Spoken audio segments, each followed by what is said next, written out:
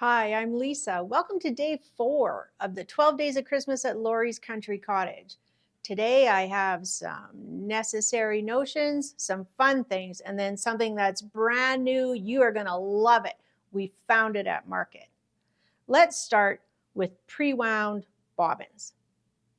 These are polyester thread and are especially good for machine embroidery. Why would you bother to use pre-wound bobbins?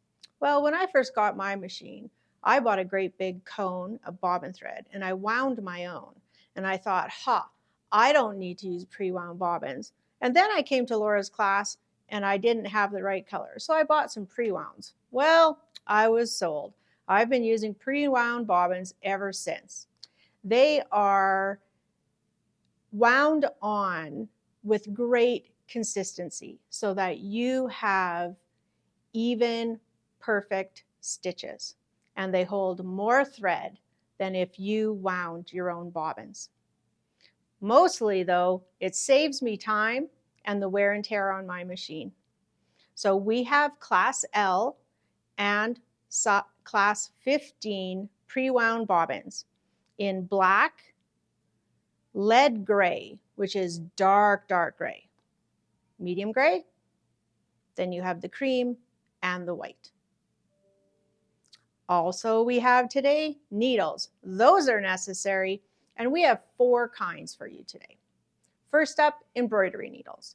Embroidery needles have a special scarf and a widened groove, and they are made to reduce friction in that fast-moving thread when you're embroidering. Then we have quilting needles. They have a special taper and a slightly rounded tip. They're made for going through layers and for piecing. And then we have microtex needles, our favorites, in size 10 and size 12. Microtex needles have a very slim, long point. They are extra sharp and are made to be used with tightly woven fabrics, especially batiks. But they're also great for vinyl, cork, leather, coated fabrics, and synthetic fabrics. So now's the time to stock up on needles. And then we found a great gadget.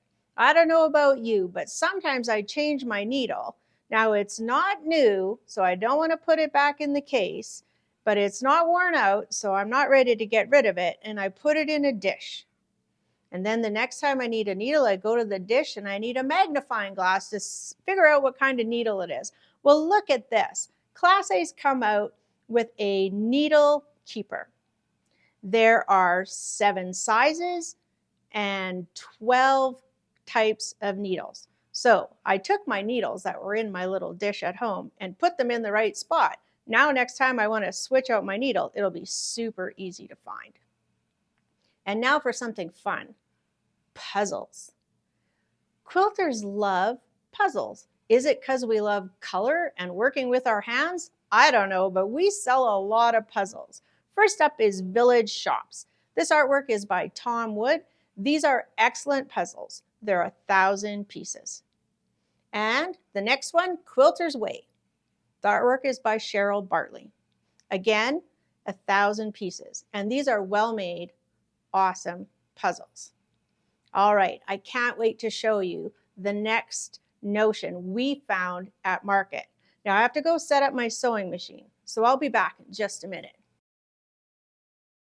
The Suzy Q Laser comes with everything you need to mount it to your sewing machine. It's got mounting hardware and clips for the cord, a special adapter in case you have a curved front. Mine's flat. You also get, of course, the screw, which tightens your laser. But how do you line it up? Well, this is the best thing. This tool allows me to line the laser in the center at 1/4 inch or at 3/8 of an inch. And here's how it works. I'm going to put my needle down and then slide that groove right against my needle. Then line it up on the side or on the edge so it's perfectly straight. Adjust my laser so it goes in the groove I want it to go in, and then tighten the screw.